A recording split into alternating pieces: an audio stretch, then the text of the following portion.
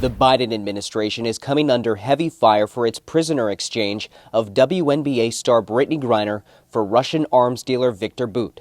While critics are happy Griner is on her way home, they are not pleased a man called the Merchant of Death is free. He was originally arrested in 2008 and extradited to the U.S. in 2010.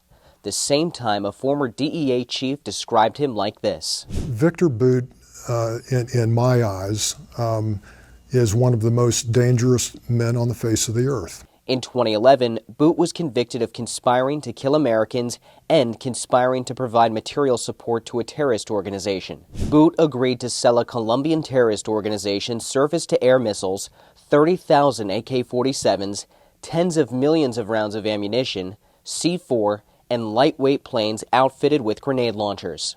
According to Politico, senior officials at the Pentagon are concerned Bout will go back to doing the same type of work he's done in the past. Terrorists and rogue states all around the world will take note of this, and it endangers other Americans in the future who can be grabbed and used as bargaining chips.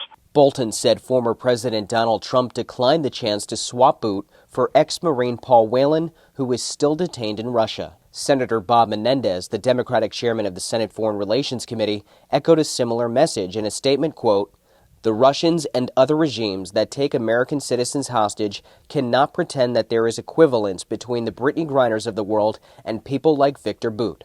Nothing could be further from the truth, and we cannot ignore that releasing Bout back into this world is a deeply disturbing decision."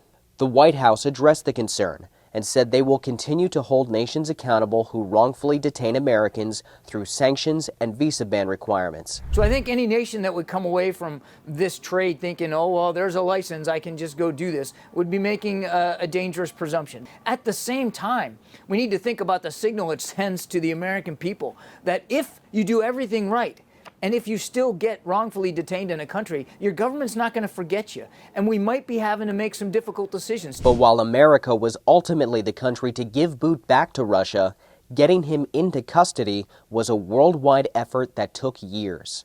The intelligence communities, not just the Americans, but the Brits, the Germans, the French, and others were all involved in this case.